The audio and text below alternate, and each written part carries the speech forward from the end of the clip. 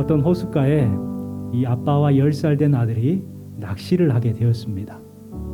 그날은 이제 농어 낚시가 허용되기 바로 전날입니다. 농어가 이제 그 금어기가 있나 봐요. 그래서 그때는 잡으면은 놓아줘야 되는 그러한 때였어요. 근데 다음 날이 되면 이제 다시 잡을 수 있는 그러한 시간이었습니다. 그날 물고기를 잡는데 큰 기대를 했지만 밤이 늦도록 고기가 잡히지 않았습니다. 그래서 고기를 기다렸는데 한 밤 10시 반 정도 됐을 때에 갑자기 찌가 반응을 하기 시작하는 거예요. 그래서 아들이 그것을 낚아챘어요. 겨우겨우 힘들게 끓이고 올렸습니다. 그랬더니 큰 뭐였을까요? 농어였어요. 이 아들이 막 벌쩍벌쩍 뛰면서 즐거워합니다. 그런데 아빠는 그때 뭘 봤냐면 시계를 봅니다. 시계를 보니까 10시 반밖에 안 된 거예요. 1시간 반이 있어야 농어를 잡을 수 있는 거예요. 여러분 같으면 어떻게 하겠어요? 1시간 반 뒤면 잡을 수 있어. 살려주지 않을 것 같아요.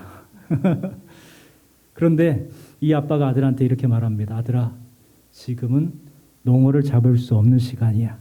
아쉽지만 풀어주자. 하니까 이 아이가 안 돼. 이렇게 큰 농어를 잡는 것은 행운이야. 아무도 모르잖아. 아무도 안 보잖아. 하면서 거절을 합니다. 그래도 아빠는 안 돼. 너는 알지 않니? 다른 사람들은 몰라도 너는 너를 속이면 안 돼. 하면서 농어를 놓아주자고 설득을 했습니다. 결국 아이는 어쩔 수 없이 아빠의 말에 의해서 반강제적으로 농어를 놓아줍니다. 세월이 흐른 뒤에 그 아들이 유명한 사업가가 됩니다. 그리고 모범 경영인상을 받게 되죠. 그 모범 경영인상 수상을 받고 나서 수상 소감을 할 때에 이런 말을 했다고 합니다. 저는 10살 때 아버지로부터 진정한 정직을 배웠습니다. 자기가 성공할 수 있었던 이유가 뭐냐? 바로 그 10살 때 배웠던 아버지를 배웠던 진정한 정직에서 그 이유를 찾는다는 거예요.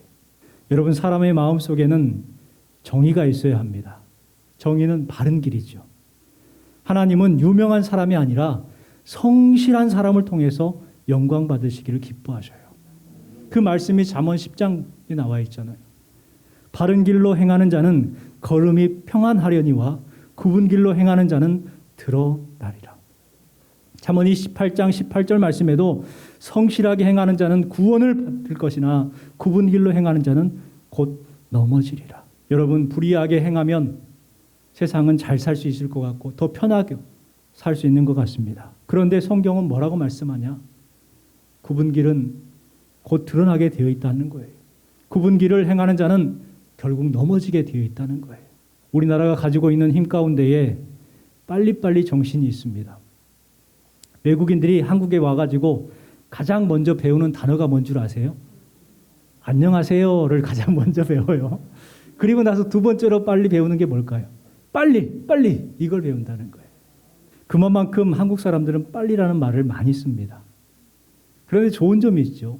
이 빨리빨리 정신이 우리나라를 강국으로 만들었어요. 서구권 나라는 산업화가 되는데 몇 년이 걸린 줄 아세요? 300년이 걸렸어요. 그런데 우리나라는요, 30년밖에 안 걸렸어. 산업화가 되는데. 그 정도로 빠르게 성장을 해서 산업화가 되었고 강국이 되었죠. 좋은 점입니다. 그러나 빨리빨리가 다 좋은 것만 아니에요. 한편으로는 참을성이 없어요. 느린 것을 참지 못해요. 왜 안 오냐고 답답해하고 짜증을 냅니다. 참을성이 없기 때문에 다른 방법을 통해서 빨리 하려고 해요. 또 문화도요, 잘못된 문화를 빨리 배우는 습성이 있어요. 불법과 난림공사, 빨리 하려고 순살 아파트 짓고 철거 현장 빨리 철거하려고 무너지고 빨리 지으려고 신축 아파트가 무너지고 그래서 많은 사람들이 죽거나 다쳤습니다. 그래도 사람들은 이상하게 빠른 길로 가려고 하고 지름길을 가려고 합니다. 그런데 빠른 길이 아니에요. 때로는 빠른 길로 가려고 하다가 더 막히게 되잖아요. 더 위험할 수도 있어요. 잠언 14장 12절 말씀 같이 읽어보겠습니다. 어떤 길은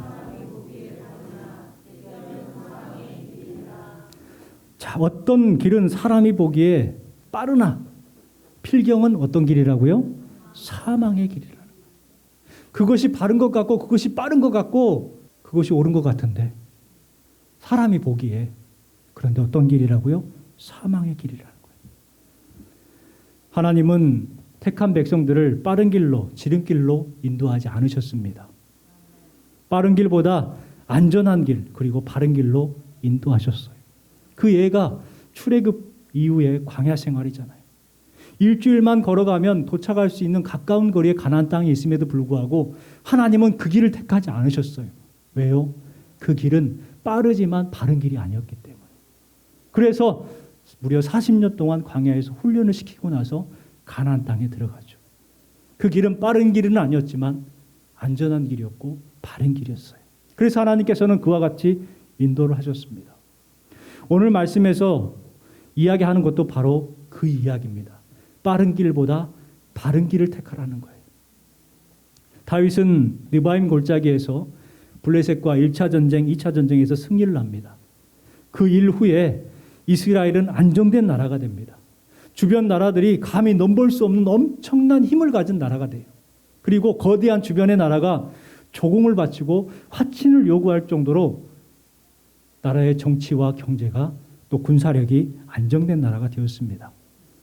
이렇게 안정된 나라가 되자 다윗이 가장 먼저 했던 것이 뭐냐면 법궤를 예루살렘의 중심인 예루살렘으로 옮기기를 원했습니다. 참 좋은 마음이잖아요. 당시에 이 법궤가 기럇 여아림이라는 곳에 70년 동안 있었거든요. 사울왕은 그런 생각을 하지 않았어요. 무려 사울왕이 40년 동안 이스라엘을 통치했는데 법궤를 옮기려고 했던 단 한 번의 움직임도 없었어요. 그런데 다윗은 법궤를 예루살렘으로 옮기려고 합니다. 왜 그랬을까요? 이스라엘이 하나님께서 세우시고 하나님께서 통치하시는 신정국가를 만들기를 원했던 거예요. 참 귀한 마음이잖아요. 그래서 오늘 주신 말씀에 보면 다윗이 법궤를 예루살렘으로 옮기려고 합니다. 그런데 그 과정에서 실패를 합니다. 다윗은 선한 마음을 가지고 법궤를 옮기려고 했고 선한 마음을 가지고 하나님을 섬기려고 했는데 오히려 큰 문제가 생겨요. 사람이 죽고 법궤를 옮기는데 완전히 실패를 해버립니다. 여러분 왜 실패를 했을까요?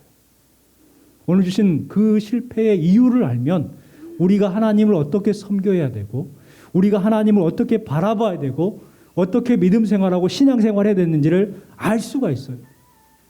오늘 실패를 통해서 배울 수 있는 것이 무엇인가? 가장 첫 번째는요. 하나님께서 요구하신 방법대로 섬겨야 된다는 거예요. 하나님께서 요구하시는 방법대로. 하나님의 법궤는 하나님의 임재와 권위를 상징했습니다. 그러면 법궤를 대할 때에 어떻게 해야 되는 거예요? 하나님 대하듯이 해야 되는 거예요. 출애굽기를 통해서 알 수 있듯이 이 법궤는 하나님의 임재를 경험할 수 있는 유일한 곳이었어요.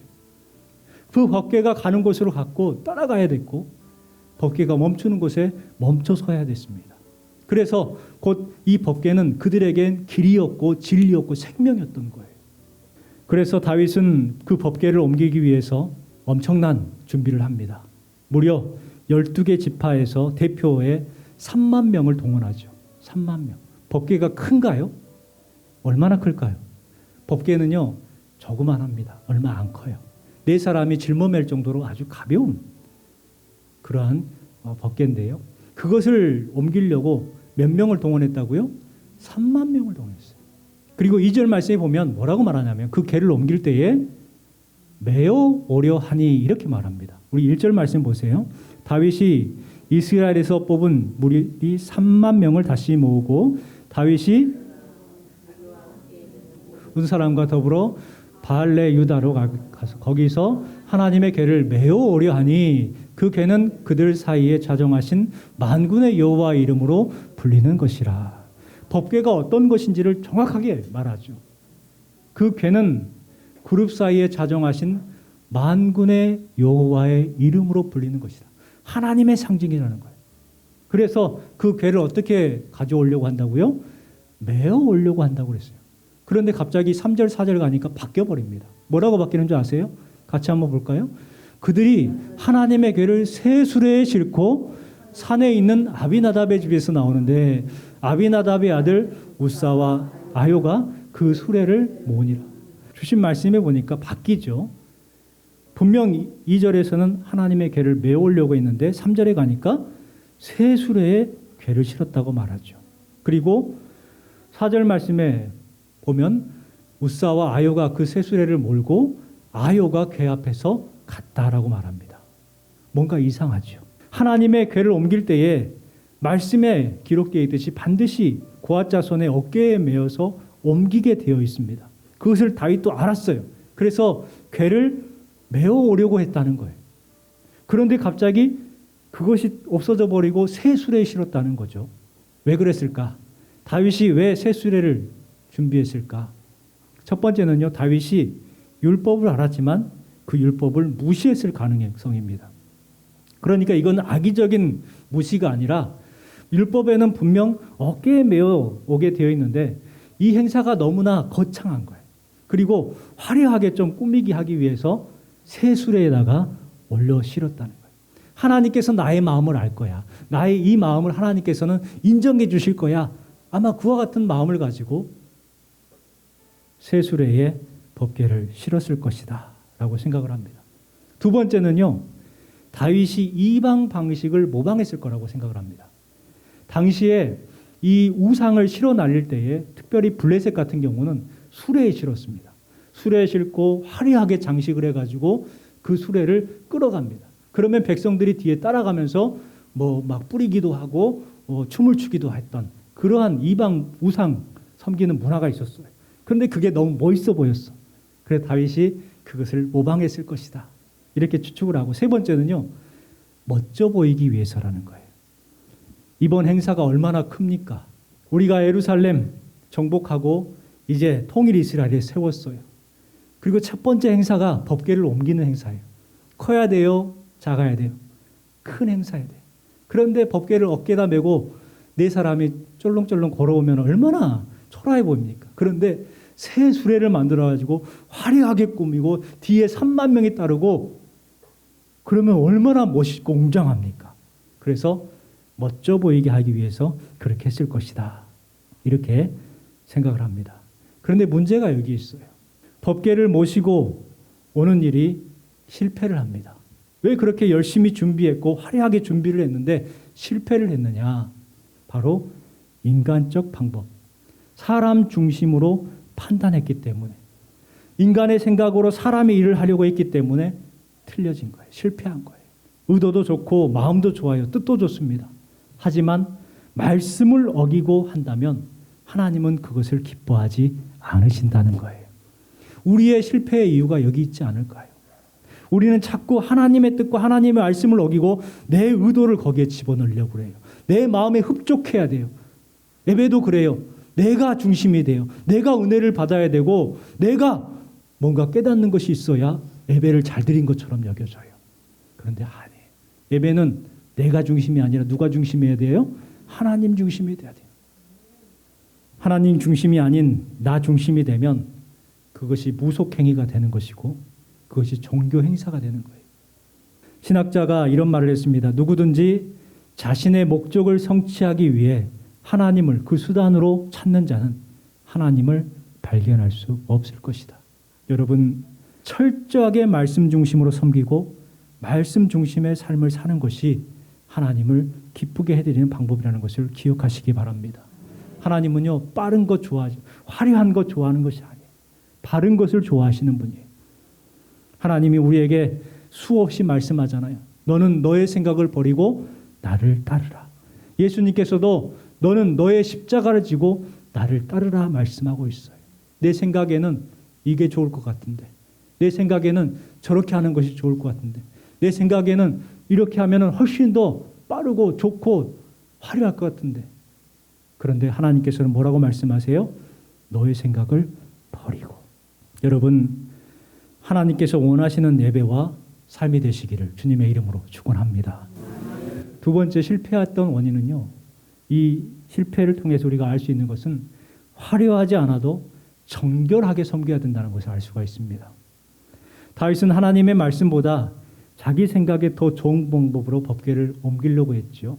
그래서 1절 말씀에 하나님 앞에 묻지도 아니하고 3만 명을 모읍니다. 그리고 5절 말씀에도 하나님께 묻지도 않고 여러 악기와 수금과 비파와 소고와 양금과 재금을 하나님 앞에서 연주하게 합니다. 얼마나 화려합니까? 3만 명. 엄청난 숫자죠. 그리고 법궤 앞에는 동원할 수 있는 모든 악기를 다 동원해서 했다는 거예요. 사람들이 보기에 다윗이 하나님의 법궤를 옮기는 방식은 조금도 손색이 없는 것 같아요. 잘한 것 같아요. 3만 명이 되는 사람들을, 그 사람들이 법궤를 따르고 화려하게 만든 새 수레에 법궤를 실었습니다. 앞에는 다양한 많은 악기들을 동원해서 연주를 합니다. 웅장하고 멋있고 화려한 축제의 장면이죠. 그런데 여기에서 우리가 기억해야 될 매우 중요한 것이 있었습니다. 지금 철저하게 하나님의 말씀이 무시되고 있다는 거예요. 비록 그 행사는 화려한 행사일지 몰라도 그 자리에 하나님의 말씀이 없다는 거예요. 무시되고 있었다는 거예요. 민수기 4장 15절 말씀에 보면 분명히 이렇게 말씀합니다. 고앗 자손이 와서 맬 것이니라. 뭘요? 법궤를. 그러나 성물은 만지지 말지니 죽을까 하노라. 그것을 매는데 만지지는 못하는 거예요. 회막 물건 중에서 이것들은 고앗 자손이 맬 것이며, 누가 매라고요? 고앗 자손만 매는 거예요. 민수기 7장 9절에도 비슷한 말씀이 있는데 그 어깨에 매는 일을 하는 까닭이라라고 고앗 자손에 대해서 분명하게 말씀하고 있어요. 이 말씀이 철저하게 무시되는 현장이 바로 그 법궤를 옮기는 현장이었어요. 법궤를 옮기는데 화려했지만 정결하지는 못했다는 것입니다. 법궤를 옮기는데 편리했지만 주님의 뜻은 아니었다는 거예요. 이로 인해서 궤를 옮기는 과정이 중지돼 버립니다. 6절 7절 말씀 같이 한번 읽어볼게요. 그들이 나곤의 화장마당에 이르러서는 소들이 뛰므로 웃사가 손을 들어 하나님의 궤를 붙들었더니 웃사가 잘못함으로 말미암아 진노하사 그를 그곳에서 치시니 그가 거기 하나님의 궤 곁에서 죽으니라. 하나님의 말씀이 무시된 것이 어떻게 됩니까? 축제의 현장, 축제의 행렬이었는데 갑자기 죽음의 행렬로 바뀌는 거예요. 갑자기 소가 뛰었어요. 법궤가 흔들립니다. 그러자 법궤를 20년 동안 모셨던 아비나답의 아들인 웃사가 그것을 잡지요. 그래서 그 자리에서 죽습니다. 아무리 정성을 많이 썼고 화려해도요, 하나님의 말씀이 무시되는 곳에는 하나님의 임재가 없어요. 하나님의 복도 없어요. 그 헌신과 그 섬김을 기뻐하시지도 않으신다는 거예요. 여러분에게 질문 하나 할게요. 하나님께서 그 화려함을 기뻐하실까요? 그 화려하게 꾸민 것이 과연 하나님을 위한 것일까요? 그렇게 화려하게 고가의 장비를 동원해서 거대한 성전에서 꾸며가지고 예배를 드리면서 정작 하나님은 그 현장이 없다는 거예요. 하나님의 임재는 관심이 없고 유행에 따라서 예배를 드리고 그것이 식상해지면 또 다른 방법을 바꿔가지고 사람들의 취향에 따라서 예배를 드린다고, 그러면 목회를 잘하는 것처럼 예배를 잘 드린 것처럼 착각을 하고 있어요.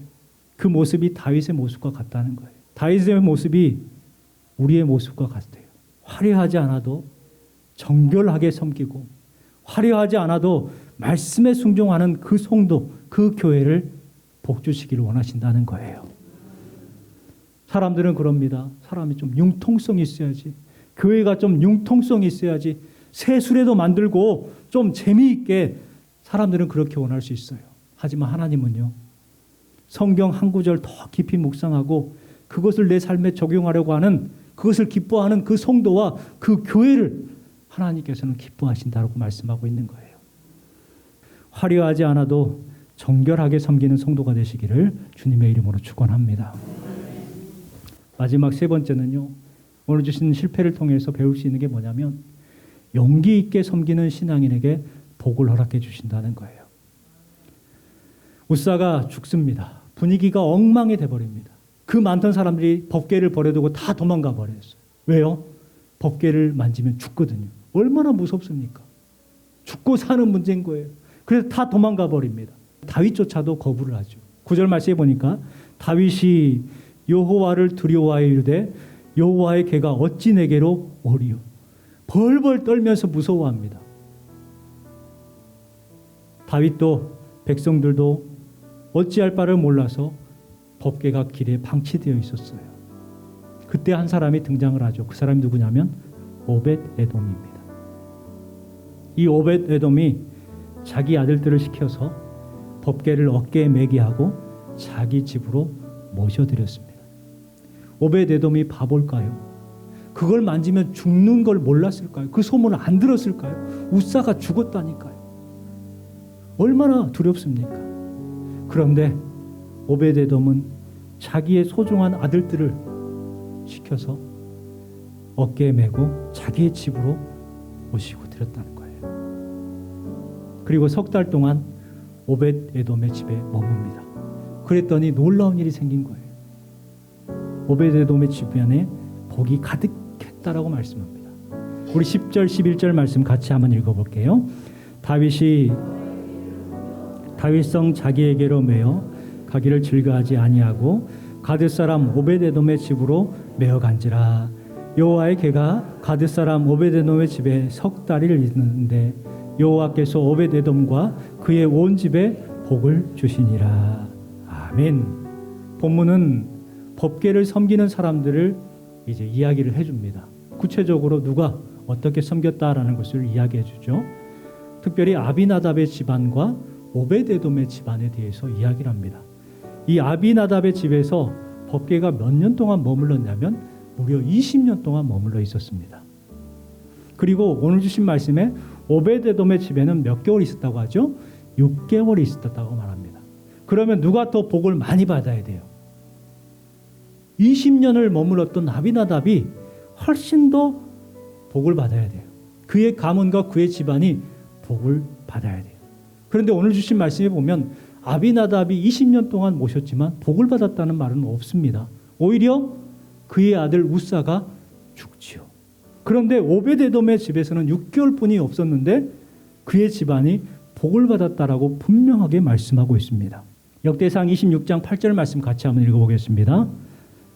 이는 다 오벳 에돔의 자손이라. 그들과 그의 아들들과 그의 형제들은 다 능력이 있어 그 직무를 잘하는 자니 오벳 에돔에게서 난 자가 62명이며. 주신 말씀에 보면 법궤를 모신 후에 오벳 에돔의 가정이 얼마나 복을 받았는지에 대해서 기록을 합니다. 그의 아들들이 62명이나 있었다는 거예요. 아들만 62명. 그런데 그 모두가 어떤 사람들이라고요? 다 능력이 있어. 직무를 감당하고 직무를 잘한다고 말을 합니다. 능력 있는 사람들이 된 거예요. 가드 사람 오벳 에돔은 고앗 자손이고 후에 자녀들이 큰 용사였고 능력 있는 사람이었고 직무를 잘하는 사람들, 하나님의 일꾼들로 다 쓰임받게 되었다는 거예요. 뿐만 아니라 주신 말씀에 그의 소유와 집안이 복으로 가득 넘쳤다고 말합니다. 어떤 영어 학원 광고에서 이런 문구가 있었대요. 당신에게 영어는 힘입니까? 짐입니까? 이렇게 물었대요. 영어를 힘이라고 생각하는 사람들은 열심히 공부합니다. 발전이 있고 성장이 있고 성공을 하죠. 그런데 반대로 짐이라고 생각하는 사람들은 어떨까요? 지루합니다. 힘들기만 합니다. 싫어요. 어떻게든 안 하고 싶고 꾀를 부립니다. 할 수 있는 구실을 찾는 게 아니라 못할 구실을 찾죠. 이런 사람들은 영어를 짐으로 여긴다는 거예요. 그래서 재미도 없고 그래서 실패를 한다는 거예요. 여러분 이것을 우리한테 적용해 보십시오. 신앙생활도 마찬가지 아닙니까? 신앙생활이 여러분에게 힘이십니까? 짐입니까?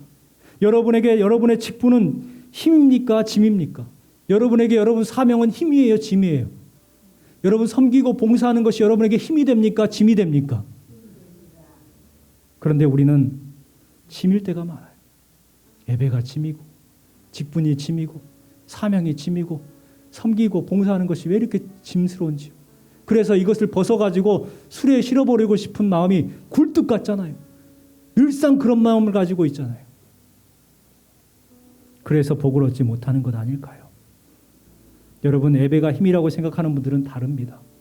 예배가 힘이라고 생각하는 분들은 말씀에 집중해요.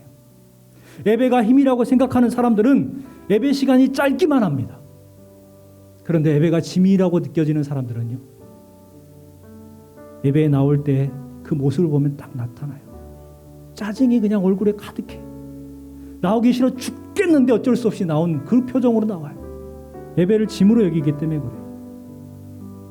아미나답은 법궤를 짐으로 여겼고 자기 편한 대로 수레에 실어 옮기려고 했습니다. 그래서 축복의 기회도 잃어버리고 자식도 잃어버렸습니다. 그러나 오베데돔은 법궤를 힘으로 여겼고 정성을 다해서 섬겼습니다. 그래서 후손들이 복을 받았습니다. 더 큰 일을 맡았습니다. 오늘 주신 말씀을 기억하시고 아비나답이 되지 마시고 오베데돔이 되시기 바랍니다. 여러분의 가정과 자녀들이 아비나답의 가정이 되지 말고 오베데돔의 가정과 자녀들이 되기를 주님의 이름으로 축복합니다. 그러기 위해서는 화려하지 않아도 하나님 방법대로 정결하게 섬기시고 용기 있게 섬김을 통해서 오베데돔의 복을 여러분도 받으시기를 주님의 이름으로 축원합니다.